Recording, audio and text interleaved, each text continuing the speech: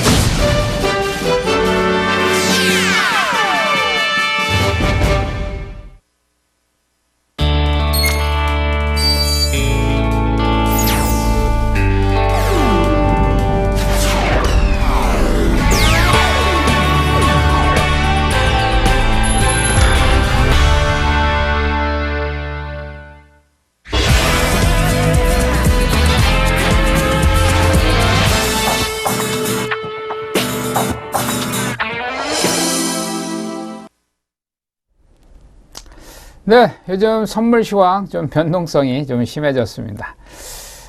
오늘도 장중에 좀 변동성이 좀 급등락하는 그런 오전 장세에서 그런 모습이 나타났는데요. 변동성이 좀 커졌죠. 자, 사실 뭐 변동성이 위아래 추세 없이 변동성 이런 부분도 물론 이제 파생하시는 분들한테는 좋은 기회가 됩니다. 오히려 크게 한번 튀어주고 그 다음에 다시 또 하방으로 한번 이렇게 밀어주고 하면 거기에서 이제 뭐 콜옵션이든 풋옵션이든 선물 매수든 선물 매도든 방향타만 잘 따라다니면 좋은 수익을 낼 수 있는데, 또 이제 바꿔 말씀드리면 거꾸로 반대로 역으로 대응을 하시게 되면 또 이제 손실이 커질 수 있는 그런 상황이 되죠. 오늘 같은 경우도 한 오전장이죠. 오전장이 이제 쭉 올려주다가 뭐 불과 그 5분봉 한 개의 장대 양봉을 주고요. 5분봉 한 개 장대 음봉을 주는 그런 액션이 나왔습니다. 장중에 이제 여러 가지 뉴스가 있죠. 뭐 국내적인 뉴스, 또 국외적인 뉴스 이런 부분에 의해서 이제 장중에 많이 그런 현상이 나오는데, 오늘 같은 경우에는 그렇습니다. 오늘 뭐 발표된 뭐 지수 이런 뭐 지표가 하나 있죠. 사실 미리 이제 지수 어떤 지표가 발표될 것이다. 그런 부분이 이제 미리 알고 있으면 발표될 때쯤에서 이제 대응을 하거나 또 예측을 해보거나 이렇게 이제 대응을 해 나갈 수가 있습니다. 오늘 같은 경우는 PMI 지수, 중국의 2월 제조업 구매관리자 지수, PMI 지수, 이 지수 발표가 있었습니다. 그래서 이제 시장이 장중에 급등락하는 모습을 보여줬어요. 간혹 이제 옵션 만기일 날 금융통화위원회에서의 금리 결정, 동결이냐, 뭐 금리 뭐 조정이냐, 이런 거에 의해서 이제 또 시장이 큰 변동성을 주거든요. 자, 오늘 어쨌든 간에 PMI 지수가 발표가 됐는데, 1월 포인트가 49.5포인트였어요. 근데 2월 지수가 48.3. 그래서 7개월 만에 최저치를 기록했다. 예상치보다 하회했다. 늘 언제나 이제 기대치, 예상치, 시장의 어떤 컨센서스와 부합되지 않으면은 시장이 좀 충격을 받게 되죠. 그래서 오늘도 이제 충격을 받게 된 그런 상황이 나왔습니다. 그래서 2009년 2월 이후에 최저치로 떨어졌다. 뭐 값이 어떤 지표의 값이 최저치냐, 최고치냐 이런 거에 따라서 이제 시장에 반응하는 그런 부분이 상당히 이제 커지는 거죠. 그래서 PMI 지수가 50포인트 이하를 계속 밑돈다. PMI 지수가 50포인트에 대한 밑돌기 때문에 경기 위축에 대한 우려감이 좀 가중되고 있다. 이렇게 이제 시장에서 어떤 충격을 받는 그런 모습을 보였습니다. 글쎄요, 뭐 그런 아주 짧은 시간에 움직였거든요. 짧은 시간에 움직였기 때문에 과연 선물 매매하시는 분들이 과연 얼마나 잘 대응을 하셨을까? 그것도 솔직히 좀 우려스러운 그런 장세이긴 했습니다.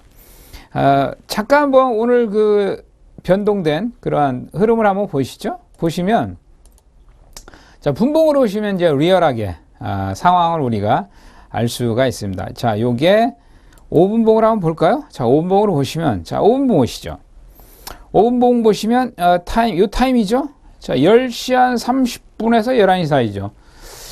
그림을 보시면은, 자, 5분봉이 불과 딱 두 개 정도 수준에서 이제 움직임 폭이었는데, 요게 한 2포인트 정도가 돼요. 움직임 폭이. 움직임 폭 2포인트 정도 되는데, 253포인트가 일단 저항 라인이었습니다. 그래서 251 수준에서 253포인트까지 한 2포인트 정도가 움직였죠. 2포인트 정도가 이제 10시 한 30분까지 해서 횡보성 흐름을 보여주다가 10시 한 30분쯤에서 253포인트까지 253포인트를 딱 보세요. 보시면은 이 사이 기가 막히게 전일 그 저항 라인, 그죠?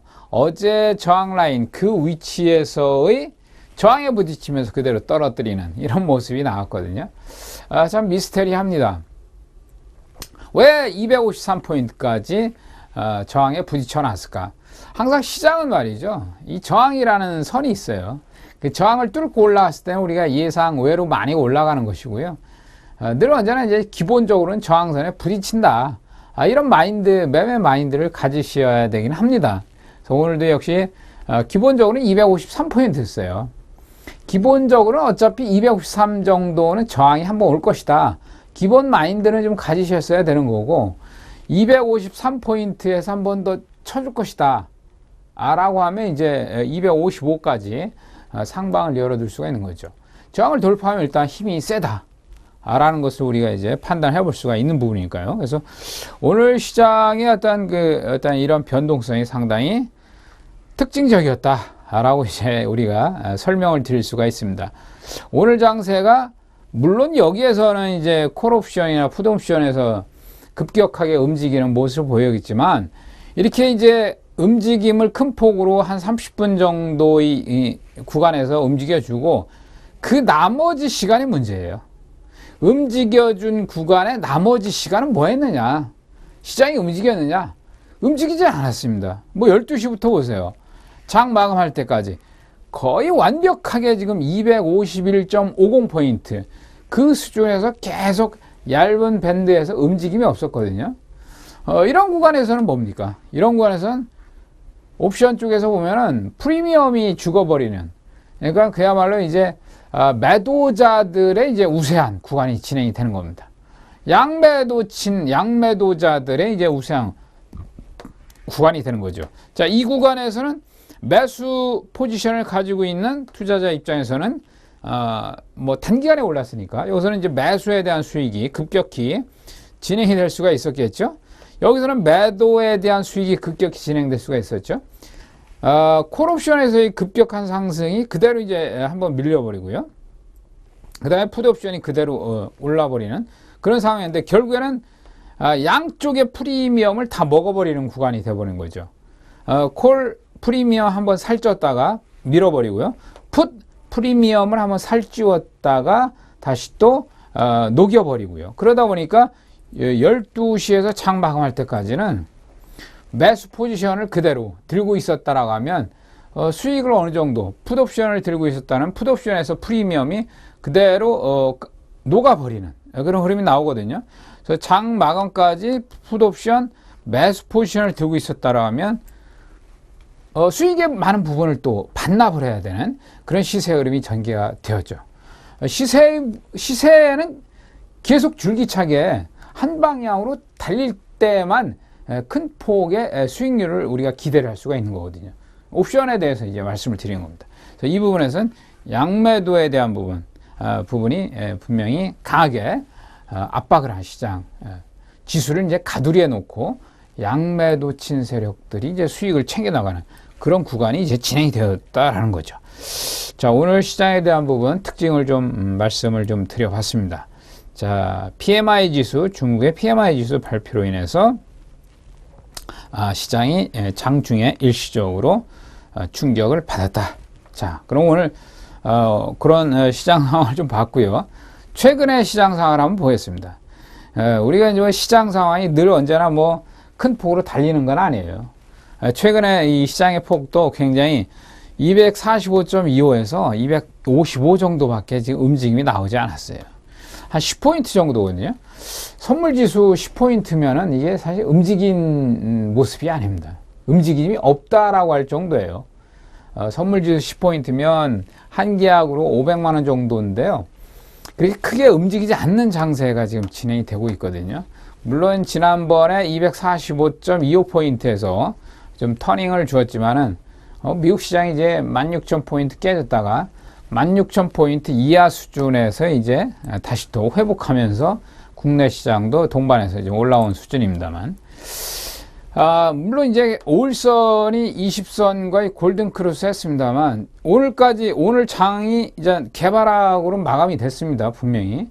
어제 전일 대비는 개발학 마감했기 때문에 5일선을 다시 올라타느냐, 올라서지 못하느냐, 그런 관점의 자리거든요. 시장의 어떤 캔들의, 일봉의 캔들의 모습도 보시면 그렇게 뭐 장봉의 모습이 그려지지 않죠. 위에 꼬리 주고 아래 꼬리 주고, 위에 꼬리 주고 아래 꼬리 주고, 계속적으로 위아래에 꼬리를 주는 모습이 나오죠. 꼬리를 준다라는 건 무슨 뜻입니까? 윗꼬리를 준다라고 하는 것은 저항에 부딪혔다가 밀리고, 그러니까 상승을 주려고 하면 매도를 치는, 밀어버리는 그런 그 포지션이 등장을 하고요. 또 아랫꼬리를 주었다는 얘기가 뭡니까?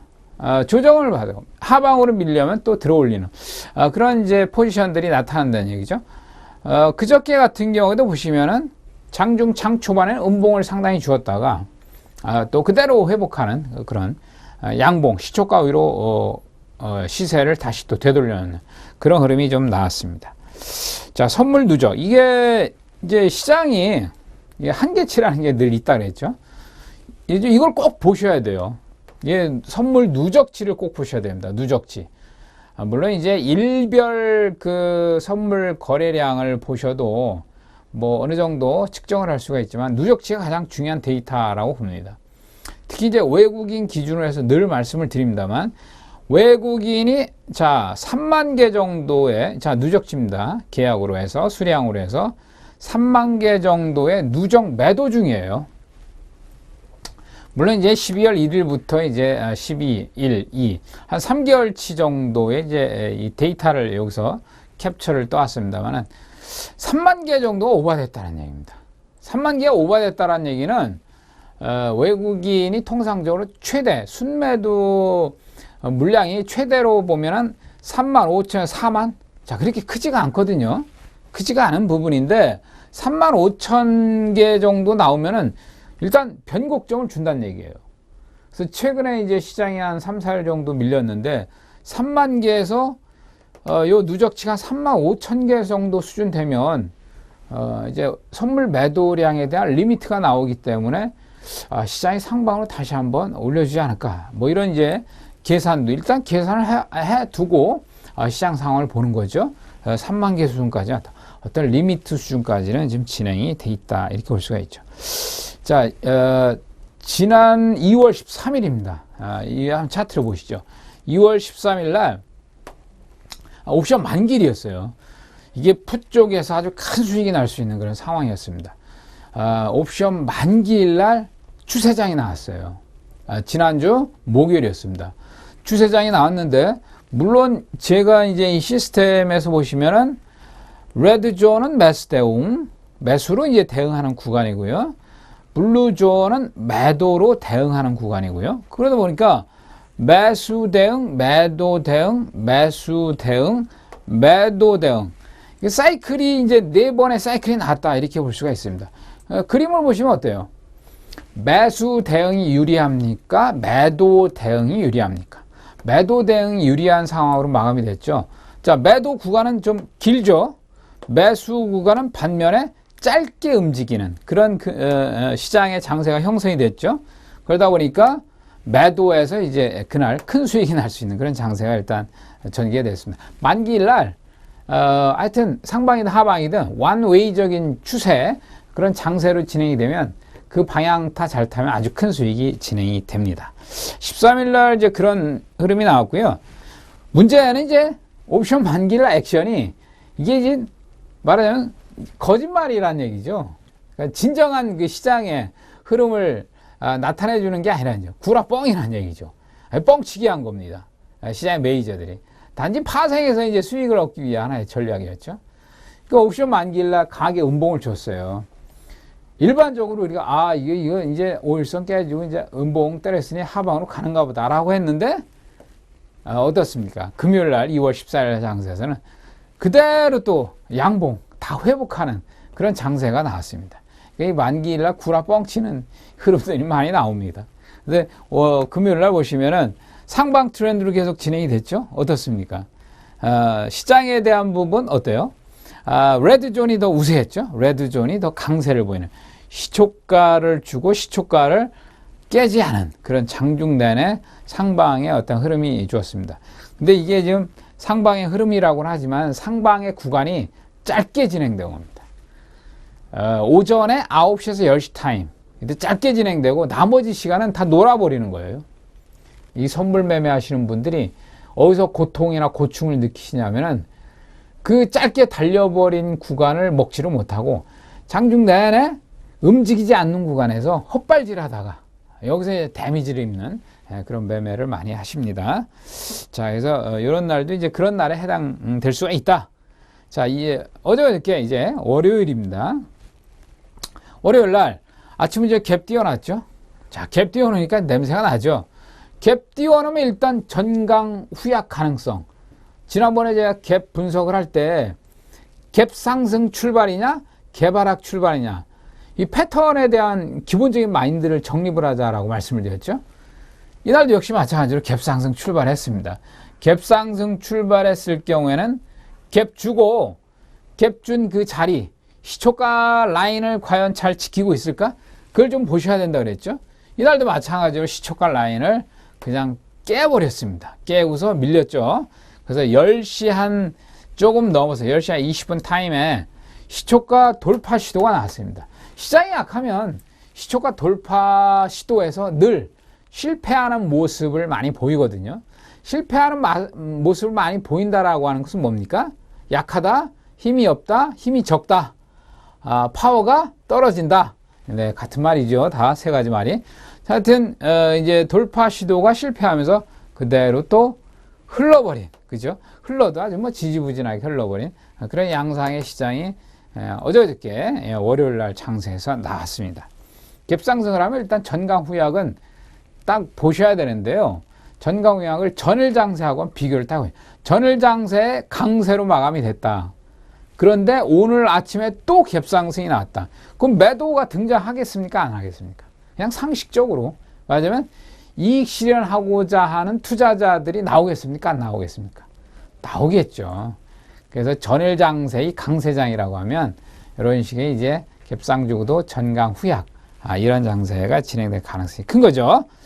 자, 18일날 보시니까 18일날 장세는 이제 흔들어 주는 겁니다. 전일 장세하고 이제 관계없이 전일 장세 이제 갭상주 전강 후약이 마감이 되는데 이런 날은 이제 제자리, 그러니까 우리가 흔히 이제 도지형이라고 많이 이야기를 하는데요. 시초가 라인에서 놀다 끝난 겁니다. 결국에는 끝나는 포인트도 이제 시초가 라인에서 끝난 겁니다. 그렇지만은 이 구간에서는 오히려 사이클을 잘 타면 블루존에서도 매도 대응해서 수익을 챙길 수가 있고요. 레드존에서도 역시 마찬가지로 수익을 챙길 수 있고요. 그래서 양쪽의 수익을 다 챙길 수 있는 블루존과 레드존의 구간이 다 발생을 했다. 이런 이제 좋은 형태의 어떤 패턴이 나올 수가 있는 거죠. 자, 여러분들 이런 그 어떤 칼라로다가 시장의 흐름을 보니까 굉장히 좀 심플하죠? 심플하죠. 야, 저거 뭐 다 먹을 수 있을 것 같다라는 생각을 하죠. 실전에서는 또 이게 느낌이 틀릴 수 있습니다. 느낌이라고 하는 것은 자기가 판단할 때 과연 진입을 할까 말까 이제 고민을 하는. 근데 사실 믿어야 돼요. 믿음 없이는 아무것도 할 수가 없습니다. 믿지 못하면 차라리 버려라 합니다. 하지 말라 해요. 믿지 못할 바에는 차라리 매매하지 말라. 믿지 못할 바에는 쓰레기통에 갖다 버려라. 이렇게 이제 말씀을 드립니다. 그래서 시스템 트레이더들이 틀려도 믿어야 됩니다. 틀리는 걸 알면서도 믿어야 되는 겁니다. 그만큼 이제 원칙과 믿음의 매매 이러한 그 자세 굉장히 중요하다는 거죠. 원칙과 믿음이 있는 집중 매매가 이제 중요하다는 거죠. 자, 그리고 어제 같은 경우도 말이죠. 어제 같은 경우 또 시장이 갭 하락 출발. 요즘 갭 많이 나오죠. 제가 지난번에 갭이라는 것에 대한 특성이나 속성을 강의를 해드렸는데, 강의를 해드린 이유가 이런 거입니다. 거의 뭐 많이 등장을 하거든요. 갭이라고 하는 거에 대해서. 보합 출발보다는 항상 갭 출발이 많아요. 갭 상승 출발, 갭 하락 출발이 많습니다. 어제 같은 경우도 보시면은 갭 하락 출발입니다. 갭 하락 출발. 갭 하락 출발했는데 안타깝게도 갭 하락 준 다음에 그냥 밀려버렸어요. 그럼 우리가 여기서 판단을 할 수 있는 시간의 여지가 별로 없었습니다. 그리고 나서 장중 내내 뭐 움직이지 않는 장세. 이런 장세가 이제 진행이 됐죠. 자, 어제까지의 장세 흐름을 보여드렸고요. 아까 이제 오늘 같은 장세 말씀을 드렸죠. 오늘 같은 장세는 뭡니까? 어떤 그 지수 발표, 지표 발표, 이런 거에서 이제 흔들림이 큰 그런 장세가 됐죠.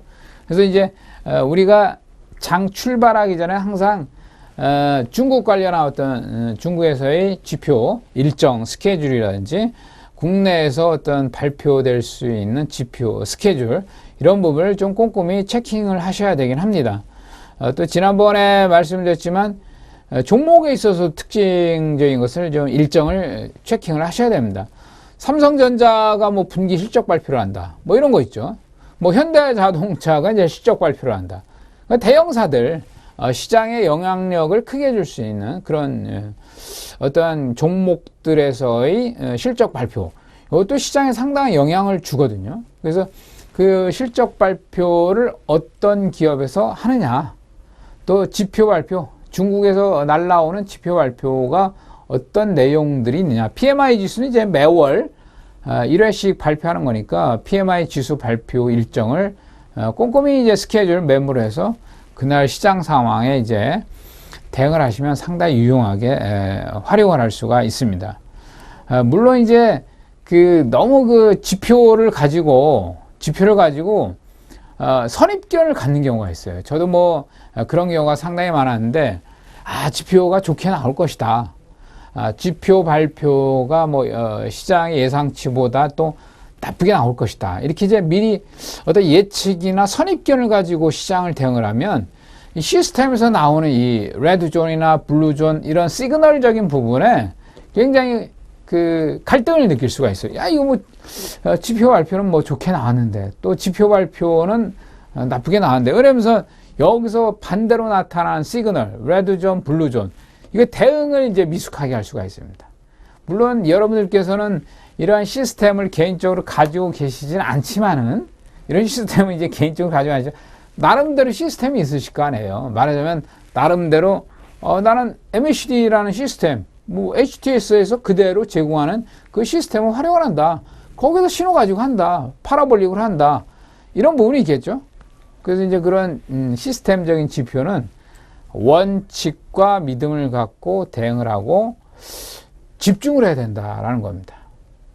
네, 이거는 결론적인 부분을 말씀을 드리고요. 잠시 쉬었다가 다시 시작하도록 하겠습니다.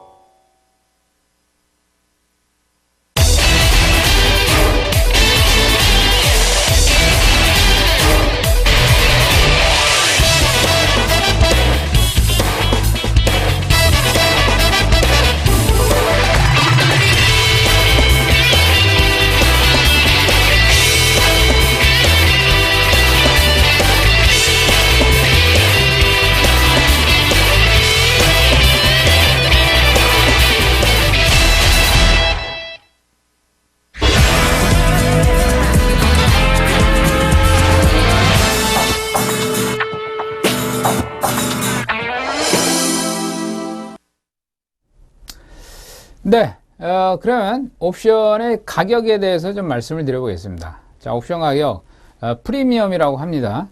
자, 지난번에 옵션 거래는 뭐라고요?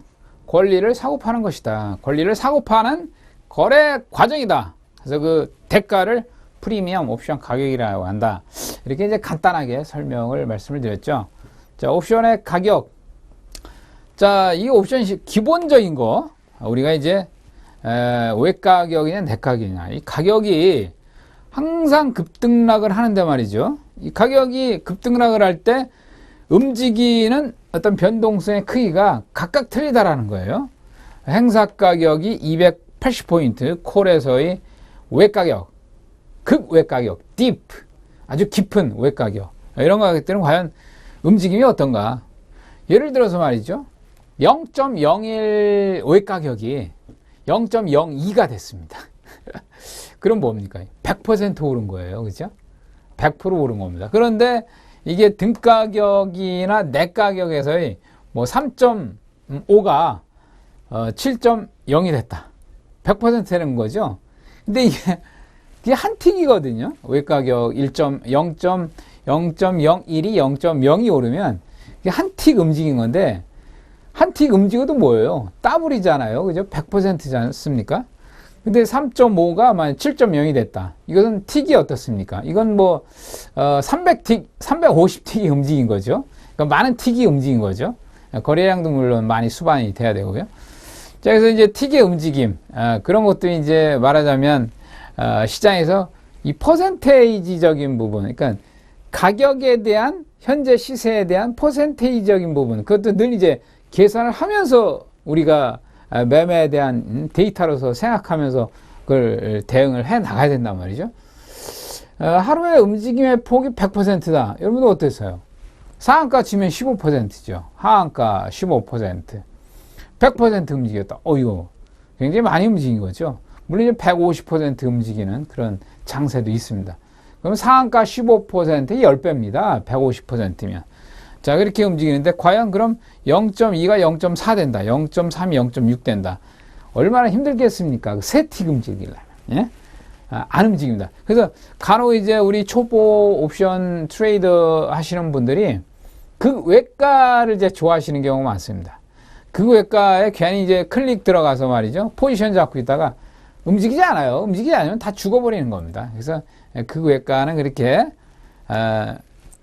뭐 돈 버리는 매매, 그러니까 돈을 그냥 갖다 버리는 그런 매매일 수가 있습니다. 그래서 시장에 아주 큰 이슈가 없는 한 외가는 이제 매매를 자제를 하시는 게 좋죠. 매매를 안 하시는 게 좋죠. 자, 옵션의 가격은 행사 가치와 시간 가치의 플러스 값입니다. 이제 행사 가치를 이제 내재 가치라고 하고요. 시간 가치를 외재 가치라고 합니다.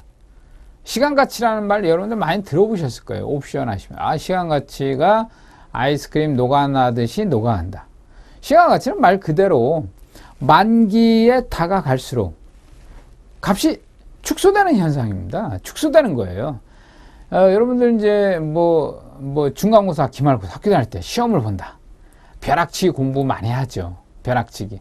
말하자면 시험 날짜가 열흘 전일 때와 시험 날짜가 뭐 한 3, 4일 전일 때 여러분들 공부하는 집중도가 언제가 더 좋아요? 언제가? 가까이에 와 있을 때 이제 집중도가 더 좋죠. 말하자면 그때 이제 공부가 좀 더 잘 되죠. 만약에 시험 날짜가 많이 나왔다. 집중도가 좋아요? 여유가 있죠. 조금 더 뭐 내일 하지 뭐 이런 식의 되는 거 아닙니까? 맞아요. 심리적인 집중도, 심리적인 어떤 변화, 이것이죠. 시간 가치가 약간 뭐 표현이 비유적으로 뭐 잘 되는지 모르겠지만 시간 가치가 그런 속성이 있습니다. 움직임이 만기가 멀리 있다. 한 20일 남았다. 라고 하면 시간 가치의 움직임은 그렇게 뭐 크지가 않습니다. 그러나 만기가 가까워질수록 시간 가치의 움직임은 어떻게 해요? 커지겠죠? 당연히. 녹아나는 것도 더 커지겠죠. 그래서 시간 가치, 외재 가치라고 합니다. 그래서 옵션의 가격은 기본적으로 행사 가치와 시간 가치로 구성이 되어 있다. 자, 이렇게 말씀을 드립니다. 자, 옵션의 가격 구조. 그럼 행사 가치가 뭐냐? 내재 가치가 뭐냐? 현재 행사했을 경우에 옵션은 정산일이 있어요. 매월 두 번째 주 목요일 날.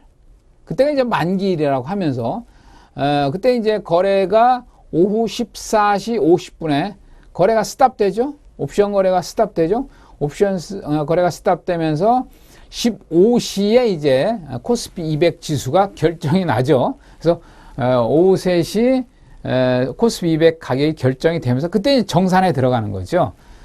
그럼 이제 내가 행사를 했을까 못했을까, 수익이 났을까 깡통이 났을까, 이걸 이제 계산하는 건데, 행사가치. 그러나 만기까지 가지 않습니다. 지금 현재 옵션의 시세가 진행이 되죠. 진행이 되고 있는 이 상태에서 내가 행사를 한다. 뭐 쉽게 말하면 이제 매수 포지션을 가지고 있는데, 매수 포지션 진입을 해놓고 포지션을 가지고 있는데 청산을 했다. 그것도 행사한 겁니다. 청산했을 경우에 내가 얻을 수 있는 이익이 얼마냐라는 것이 이제 행사 가치의 어떤 가격이다라는 겁니다. 시간 가치, 말 그대로 만기까지 얻을 수 있는 이익에 대한 기대치. 뭐 기대치죠. 말 그대로 기대치.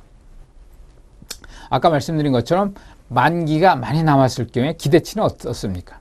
크죠? 여유가 있죠. 내가 기말고사 준비를 하는데 기말고사가 뭐 한 달 남았다. 어떤 그 공부에 대한 학습 능력에 대한 이런 부분들이 좀 여유가 있고 루스해지죠. 그러나 내일 모레 시험이다. 그럼 긴장도가 이제 높아지죠. 집중력도 높아지죠. 그런 거와 이제 속성을 같이 할 수가 있는 것이죠. 그래서 만기가 가까워지고 있다는, 만기가 가까워지고 있어요. 기대치가 낮아지겠죠. 기대치. 내일 모레가 옵션 만기일이에요. 만약에 뭐 행사 가격이 뭐 270짜리가 0.05다. 그럼 깡통이 나겠습니까? 안 나겠습니까? 행사 가능성이 기대치가 낮기 때문에 하루가 지날수록 이제 0.01 거의 뭐 극외가로 진행이 되는 거죠. 극외가로 진행된다는 것은 깡통으로 간다는 얘기죠. 그래서 시간 가치, 만기까지 얻을 수 있는 이익에 대한 기대치다. 그래서 옵션의 가격 구조는 행사 가치, 내재 가치 플러스 시간 가치, 외재 가치의 값의 합수로 되어 있다. 값의 합시입니다. 자, 그 값의 합이 우리 HTS 상에서 보면 다 제공이 되고 있어요. 실시간, 리얼타임으로 그게 이제 내재 가치와 시간 가치, 요 값이 실시간으로 제공이 되고 있습니다. 자, 그거를 이제 한번 보여드리죠. 말씀을 나누면서 한번 보여드리겠습니다. 일단 행사 가치부터, 콜옵션의 행사 가치 값부터 말씀을 드리겠습니다. 행사 가치는 0보다 커야 됩니다. 자, 행사 가치는 0의 값과 같거나 커야 됩니다. 대상 자산 가격, 콜옵션의 경우에 대상 자산 가격 마이너스 권리 행사 가격인데, 대상 자산 가격이라고 하는 것은 제가 이제 지수 옵션을 말씀을 드리면요. 지수 옵션, 코스피 200의 값을 말씀을 드린 거예요. 오늘 코스피 200이 253으로 마감이 됐다. 그러면 코스피 200 지수 253 마이너스 권리 행사 가격. 우리가 이제 옵션 전광판, 옵션 시세표를 쭉 보면 이제 상품이 쭉 나오지 않아요? 뭐 콜 쪽에서도 한 20개 나오고 풋 쪽에서도 한 뭐 20개 나오고 이렇게 나옵니다.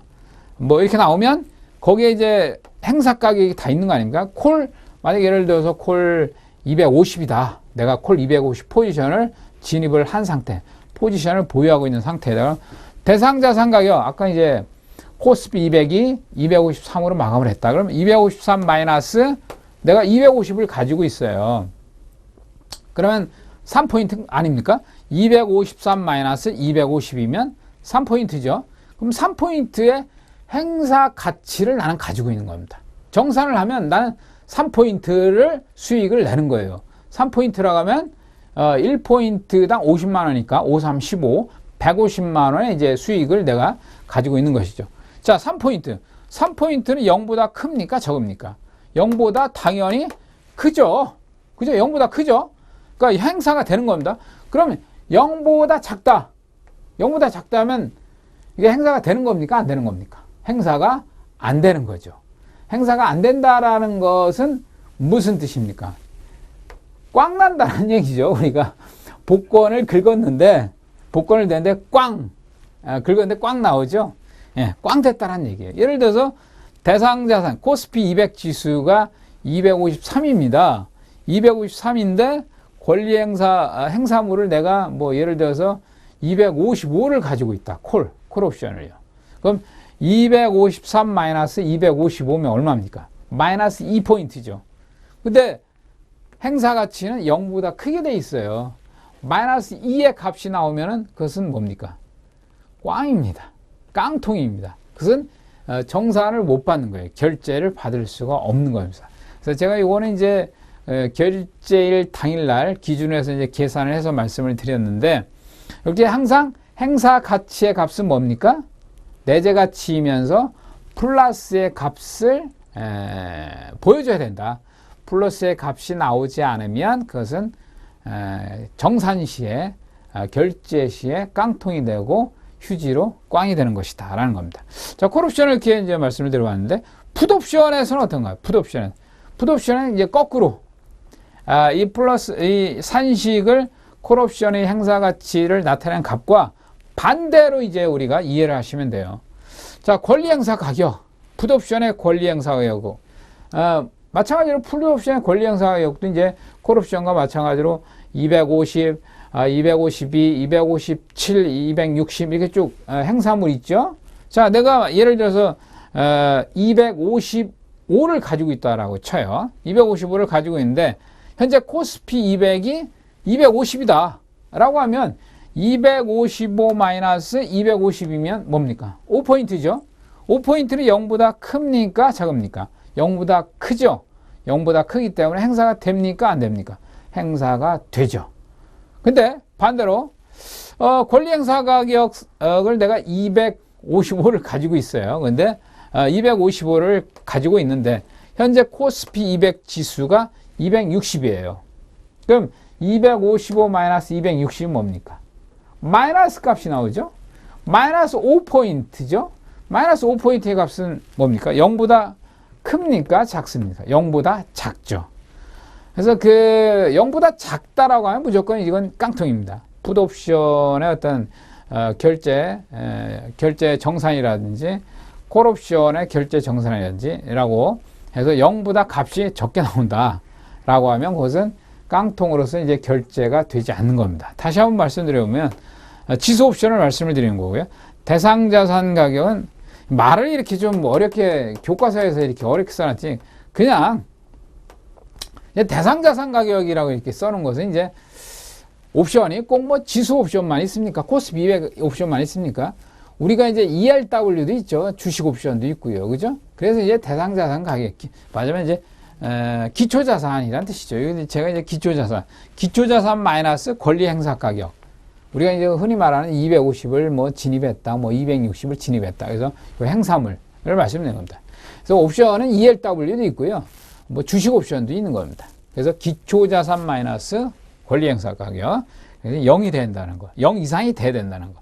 풋옵션은 역시 권리 행사 가격 마이너스 기초자산의 가격.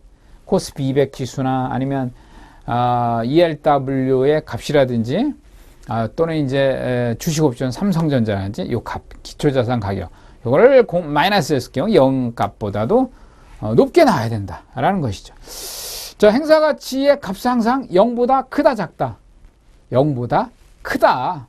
그래서 행사 가치의 값이 0보다 작게 계산이 됐다. 그럼 그것은 결제 시에 만기일 깡통이다. 자, 이렇게 이제 이해를 하시면 됩니다. 뭐 어렵지 않습니다.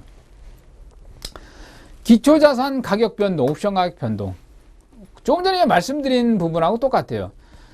자, 250짜리가 245에서 255로 변동됐어요. 그럼 10포인트 변동이 됐죠? 그럼 내재 가치는 10이다라는 겁니다. 내재 가치는 0에서 10이다라는 거예요. 내재 가치는 0보다 크다라고 했죠. 항상 0보다 크게 값이 나와야 그게 이제 행사가 되는 겁니다. 그래서 10포인트의 가격 변동이 발생을 했다. 근데 이제 내재 가치에 시간 가치를 더해 주거든요. 조금 후에 이제 차트를 보여드리겠습니다만은. 그래서 내재 가치는 기본적으로 기초 자산의 변동폭을 245에서 250으로 코스피 200이 움직였다. 그러면 내재 가치는 10포인트 움직였다. 이렇게 계산할 수가 있고요. 거기에 옵션 가격이 뭡니까? 시간 가치가 있기 때문에 시간 가치는 이제 플러스 값으로 더 추가가 되는 거죠.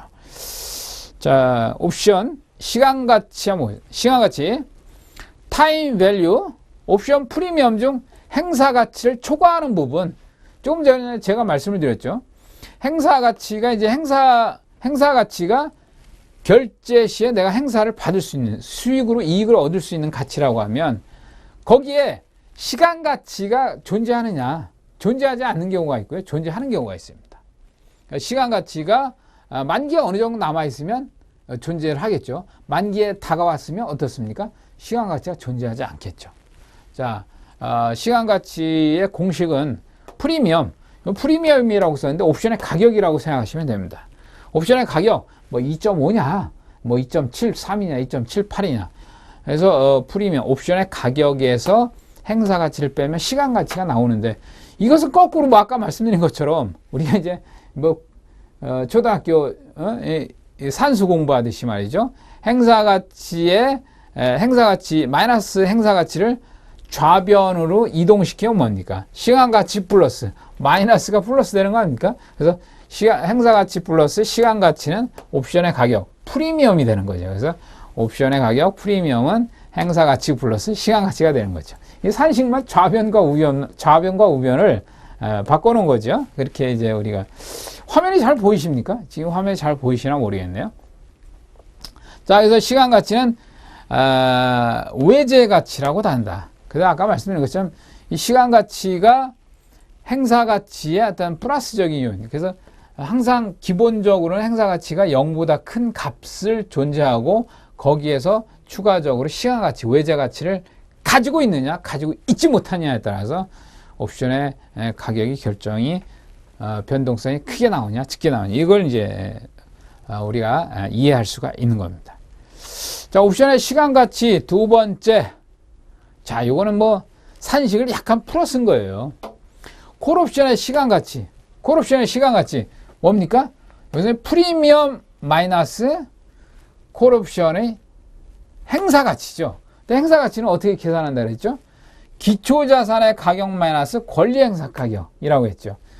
괄호를 한 번 더 했는데 우리가 이제 예전에 이제 선물 뭐 상담사 이런 시험을 보려면은 공부를 해야 돼요. 공부를 하려면 꼭 이렇게 이제 풀어가지고 괄호 한 번 더 친 겁니다. 별로 어렵지 않은 건데 알고 보면 어렵지 않은 건데 꼭 괄호를 해서 헷갈리게 만들어 이제 시험이 나온다든지 그렇거든요. 그래서 콜옵션의 시간 가치는 프리미엄 마이너스 기초자산 대상자산 가격 마이너스 권리행사 가격. 풋옵션의 시간 가치는 마찬가지로 프리미엄에서 권리행사 가격 마이너스 대상자산 가격. 요 괄호친 요 값은 뭐라고요? 행사 가치입니다. 행사 가치는 항상 뭐라고요? 플러스의 값이 항상 나와야 된다라는 겁니다. 자, 가격 구분. 자, 이게 이제 우리가 가장 많이 쓰는 용어 중에 하나예요. 내가격이냐, 등가격이냐, 외가격이냐. 이 가격을 분류를 하는 겁니다. 가격을 분류를 한 기준은 뭐냐? 내재 가치로 이제 분류를 하는 겁니다. 내재 가치. 그래서 내재 가치가 있느냐 없느냐 라고 하면서 이제 내재 가치가 있는 옵션의 경우는 내 가격이다. 그 얘기는 뭐냐? 행사가 될 수 있는 가격. 행사 가치가 지금 현재 있는 가격. 행사 가치. 행사 가치가 뭐라 그랬죠? 내재 가치라고 그랬죠? 시간 가치가 뭐라 했죠? 외재 가치라고 했죠. 그래서 내재 가치가 존재하는 옵션. 이게 바로 in the money. ITM이라고 이제 약자로 하죠. 그다음에 등가격. 현재 행사할 경우에 이제 그러니까 내 가격과 외 가격의 아주 그 데드라인에 있는 그 가격을 이제 등가격이라고 하는데요. 등가격이 되게 이제 기초자산의 가격과 일치하는 행사물을 이제 등가격이라고 이야기를 합니다. 코스피 200 지수 옵션에서 예를 들어서 오늘 코스피 200 지수가 250으로 마감이 됐다. 근데 행사물에 250짜리가 있다. 그러면 250이 등가격이 되는 거죠. 현재 행사할 경우 돈이 되는 영역 안에 있다는 뜻. 이런 뜻을 이제 기본적으로 이해를 할 수가 있는 거예요. at the money라고 하죠. out of the money, 외가격. 이익이 없다. 행사했을 경우 얻을 수 있는 이익이 없다. 쉽게 말하면 깡통이다. 꽝이다.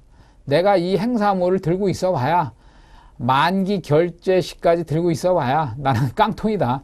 외가격이다. 행사하기가 어렵다. 이 세 가지로다가 이제 옵션의 행사물을 분류를 할 수가 있습니다. 내가격, 등가격, 외가격, 세 가지로 분류를 할 수가 있습니다.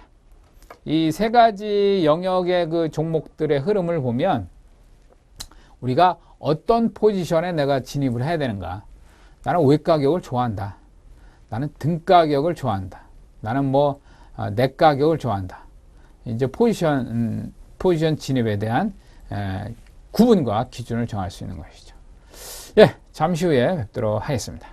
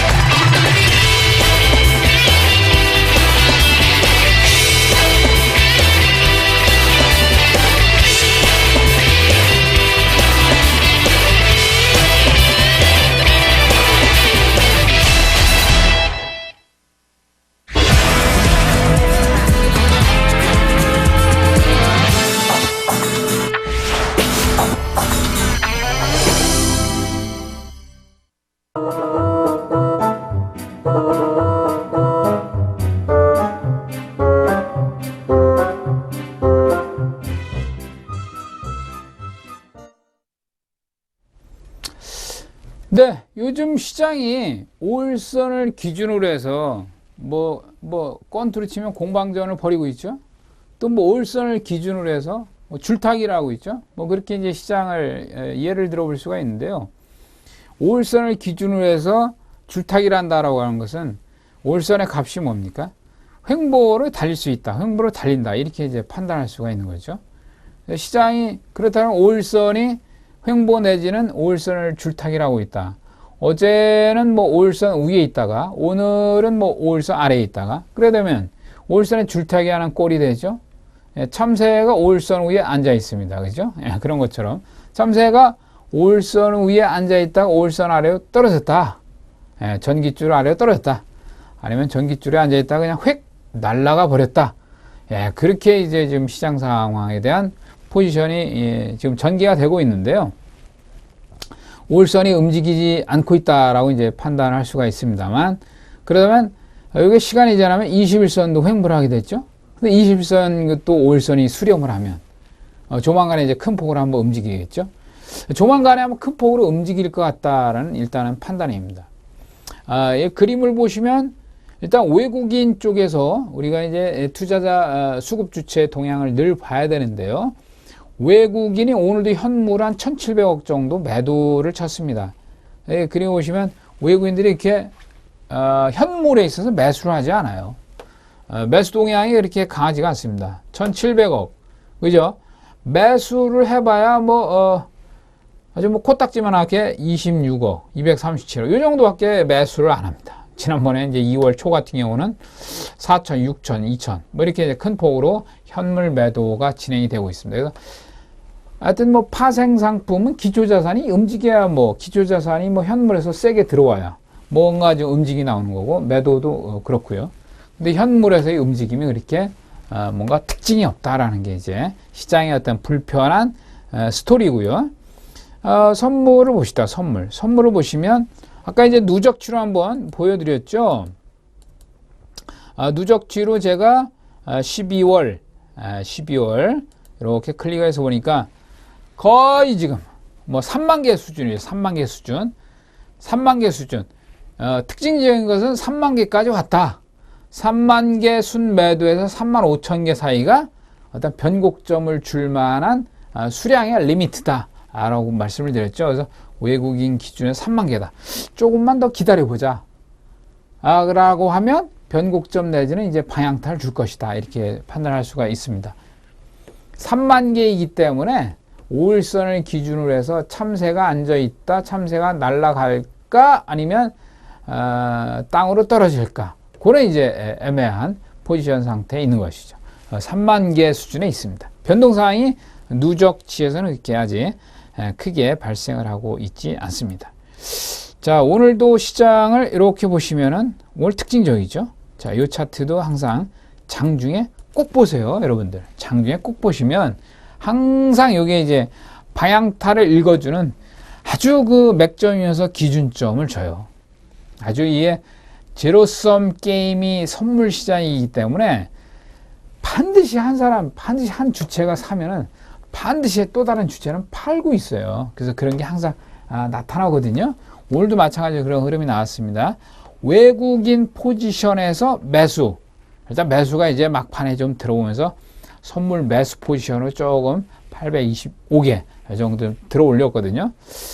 일단 제가 판단하기로는 오늘 뭐 시장이 급등락 주면서 어느 정도 박스권에 좀 움직였지만 4일 정도 지금 시장이 조정을 받았다, 이렇게 판단해 볼 수가 있거든요. 4일 정도 판단해 볼 수 있기 때문에 일단 상방으로 한번 5일선 재돌파 시도는 한번 나올 것이다, 이런 판단을 해 볼 수가 있겠습니다. 최근에 일단 저항선이나 지지선 한 번 더 우리가 그려보면서 시장에 대한 부분을 좀 보시면은요, 요거를 한 10분 차트로 이렇게 한번 보도록 하겠습니다. 10분 차트로 봐야 큰 아웃라인을 우리가 이제 볼 수가 있죠. 요 지표를 한번 삭제를 해볼까요? 예, 이렇게 보시면, 예, 보겠습니다. 지지선 저항 250.35가 오늘 지지선입니다. 자, 여기를 반드시 지켜줘야 되고요. 250점. 오늘 저점 자리가 아주 중요해요. 4일 연속 조정을 받은 자리에서 오늘 자리를 지켜주느냐 못 지켜느냐에 따라서 250포인트를 깨느냐, 250포인트를 지지하느냐, 여기가 이제 답이 나오거든요. 일단 상방은 253까지, 그 다음에 2차 저항은 255포인트까지 이렇게 잡아보시면서 시장의 지지와 저항을 확인하면서 대응을 해보시면 큰 무리가 없을 거라고 봅니다. 네, 여기까지 시황을 잠깐 말씀을 드려봤습니다.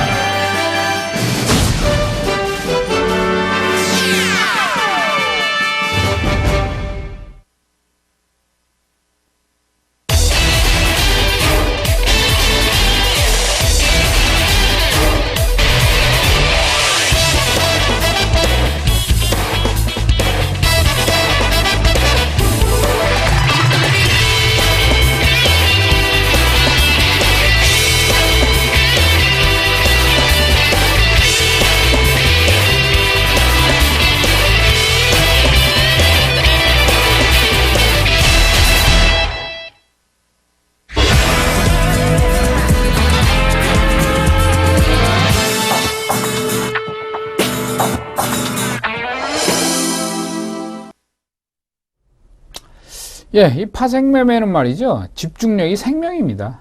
집중력, the power of concentration. 집중력이 생명인데, 저도 오늘 장중에 이제 장중 공개 방송을 하다 보니까 선물 쪽에서의 동향, 집중력을 좀 약간 상실했습니다만은 그만큼 중요합니다. 그래서 오전 한 10시 30분에 급등락을 보여주면서 집중을 했어야 되는 그런 구간이 있었는데, 그 부분을 잠시 집중을 좀 놓쳤어요. 그래서 이게 집중력이 정말 생명이다. 모든 일이 그렇겠지만요. 모든 비즈니스나 여러 가지 업무에 있어서도 뭐 집중력이 가장 중요했지만, 하여튼 파생은 집중이 생명이다. 그래서 원칙과 믿음을 가지고 있는 집중매매. 제 방송 타이틀입니다. 원칙과 믿음을 가진 집중매매를 해보자 라는 게 제 방송 타이틀이면서 저만의 어떤 매매 신념입니다. 네, 오늘 여기까지 말씀을 좀 드렸고요. 다음 주에 또 뵙도록 하겠습니다. 네, 감사합니다.